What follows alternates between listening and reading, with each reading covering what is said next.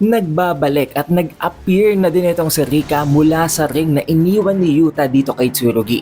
At hindi lang yon, sumape at ginagamit niyang katawan ni Tsurugi para talunin si Maru. Isang panibagong way ng paggamit kay Rika, hindi bilang isang Shikigami, kung hindi bilang ang mismong kumokontrol ng katawan ni Tsurugi na may heavenly restriction. Dahilan kung bakit maging ang almost special grade na abilities at kakayahan nitong si Maru ay nagulat nang makita niya kung gaano kalakas, kung gaano nag-uumapaw ang cursed energy nitong si Tsurugi. Maire-reveal na din dito kung anong itsura ng anak ni Maki at nitong si Yuta, na literally parang carbon copy talaga ni Yuta. And also guys, napakalakas din pala ng anak nilang ito. Meron din itong koneksyon kay Yuji Itadori. Ang lahat ng yan at marami pang iba, tatalakayin natin dito sa ating full chapter review ng Jujutsu Kaisen Modulo Chapter 17. Kaya naman siguraduhin nyo nang nakalike, nakasubscribe at taring nyo ng bell button para automatic ma-notify kayo pag release natin ng susunod na video. Pero wag na nating patagalin pa, let's go! Sa pagsisimula ng chapter na ito, nagkaroon muna ng konting flashback guys. Nabanggit dito na ayon dito kay Tsurugi, magmula nga daw ng ipanganak si Yuka ay biglang nawala ang kanilang tatay. Dahil doon, sinabihan din siya ng kanyang grandparents, ng kanilang lolo at lola na itong si Yuta at si Maki na wag na daw nilang alamin ng mga detalye at impormasyon tungkol sa kanilang tatay. Pero napakalakas talaga ng curiosity nitong si Tsurugi. Naghanap siya ng iba pang mga kilala niya na close sa kanyang tatay sa Gojo family at inalam niya kung ano talaga ang kanyang tatay. Anong klaseng tao ba ito? Na eventually napakarami din ang na-figure out niya na literal na kamukhang kamukha pala ito ng kanyang lolo na si Yuta. Hindi lang yon, nabanggit din guys na napakalakas din pala ng anak nilang ito. To the point na dahil nga sa napansin niya na sa kanyang era, kukonte at napakahihina na ng mga Jujutsu sorcerers, naging napakasama ng dating nun sa kanya. Naging dahilan yon kung bakit nag-broken down siya. At bago daw mawala ang tatay nilang ito, nakita daw ito ng isa sa mga maid ng Gojo family na nakikipag-usap sa isang individual na naka-hood. Na kung titingnan nyo guys, walang iba kung hindi si Yuji Itadori. Hindi nila alam kung anong context. Ang tanging narinig ng maid na ito ay sabihin ni Yuji ang salitang "It doesn't matter". Ano kaya yon? Nagkaroon ba ng pag-aaway o alitan sa gitna ng anak ni Yuta at ni Maki at nitong si Yuji? Hindi pa natin yan alam. Magiging itong isang napakalaking misteryo hanggang sa ma-reveal na ito. Nang dahil sa pagkawala ng kanilang tatay, nag-cause ito ng napakalaking epekto sa mentality nitong si Tsurugi. Iniisip niya ngayon, mayroon nga bang koneksyon kung bakit wala siyang curse technique at meron namang curse technique ang kanyang kapatid. Kung sakali daw na nagkaroon siya ng curse technique nang isilang siya, posible daw ba na hindi na isilang pa itong si Yuka at mawala na agad ang kanilang tatay.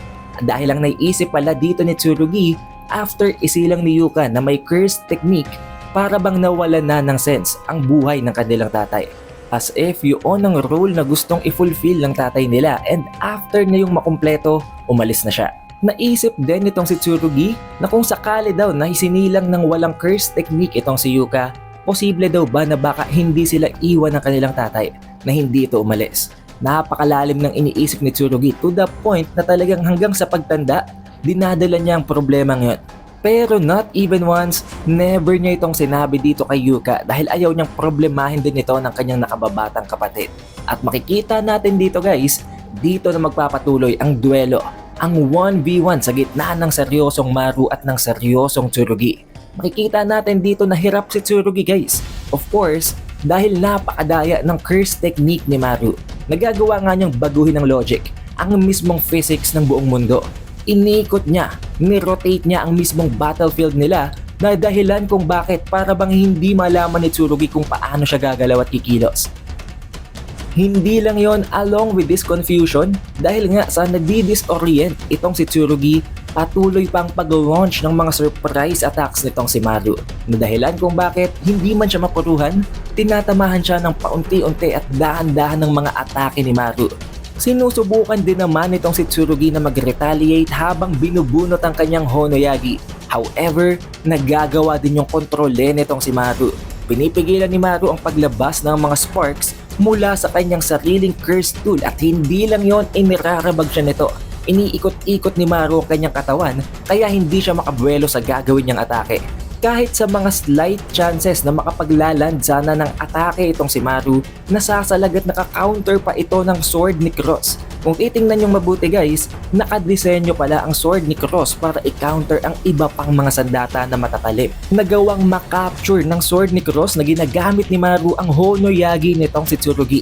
Pero hindi pa rin nag-let up itong si Tsurugi. Ang ginawa niya, ni-let go at binitawan niya ang Honoyagi habang tinatangka na sipain ang ulo nitong si Maru. However, sa hindi niya inaasahan na pagkakataon, binitawan din ni Maru ang kanyang sword at hinabol niya si Tsurugi habang hindi pa ito nakakapag-prepare sa ilo-launch niya na surprise attack. Dahilan kung bakit, solid, clean hit, tumama yon kay Tsurugi. Nakikita din natin dito guys na dahil lang nga sa sipa na yon, na-incapacitate niya itong si Tsurugi. Hindi ito maagalaw at tinututukan ito ng isang napakalakas na may buwelong suntok na ilo-launch nitong si Maru. Nabanggit din dito ni Maru na parang sa palagay daw niya, panalo na siya sa duelo. As if ayaw niyang patayin si Tsurugi. Gusto niya na pasurrenderin ito. Pero ayon kay Tsurugi, wala siyang pakialam. Kahit matatalo na siya, as long as there is at least 1% na chance na manalo siya, panghahawakan niya yon dahil walang ibang individual ang makakapagligtas kay Yuka kung hindi siya lang mismo. Pero walang pakialam itong si Maru. Talagang matigas na din ang willpower niya, hindi na siya maaawa dito kay Tsurugi. At iniland niya ang napakalakas na suntok na yon. Kitang-kita nyo guys, ang impact halos mawala na ang pupils sa mata nitong si Tsurugi at lumipad talaga siya sa suntok na yon.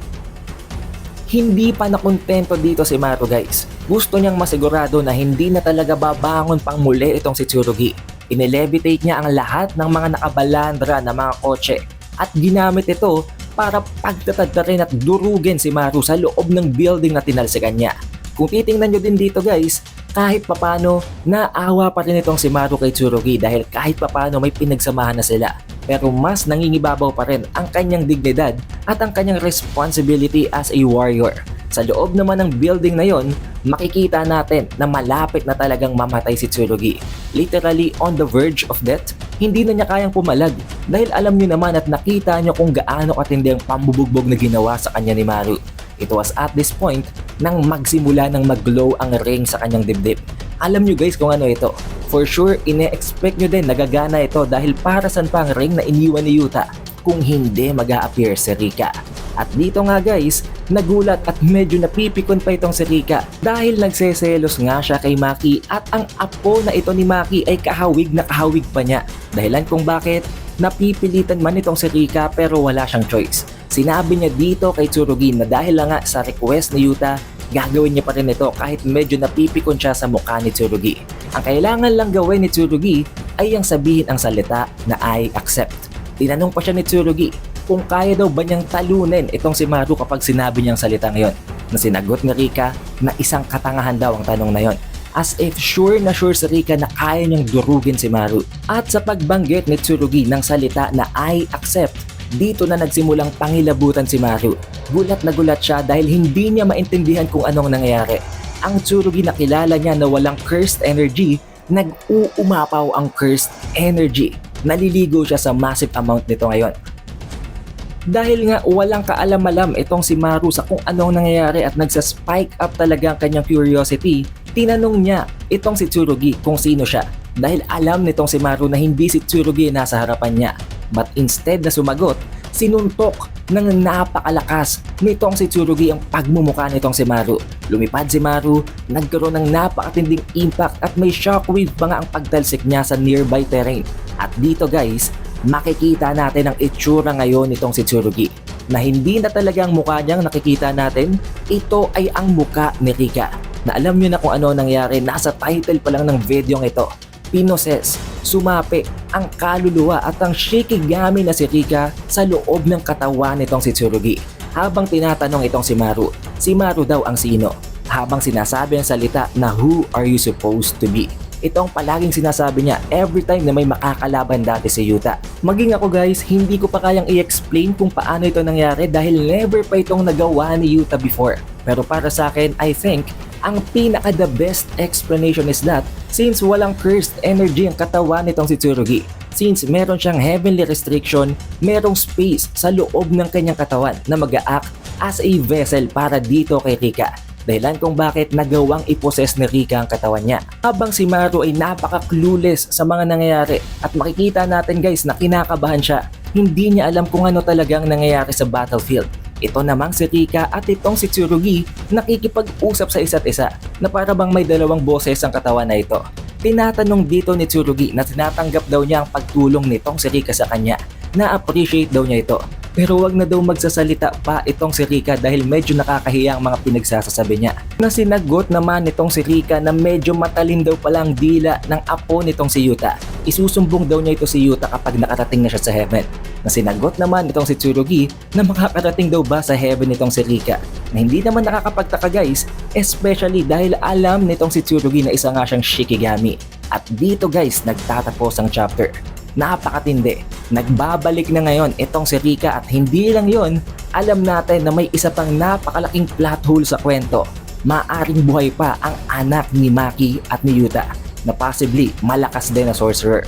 However, this is where the chapter ends at malalaman natin ang susunod na mga pangyayari pag-release natin guys ng spoilers para sa chapter 18 which will be released by next Thursday.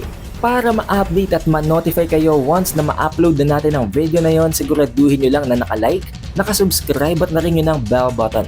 Also, we have an official Facebook page and official TikTok account. Kaya mag-like at mag-follow na din kayo sa ibang platforms na yon. It is The Updated Weeb and I will see you guys on the next one.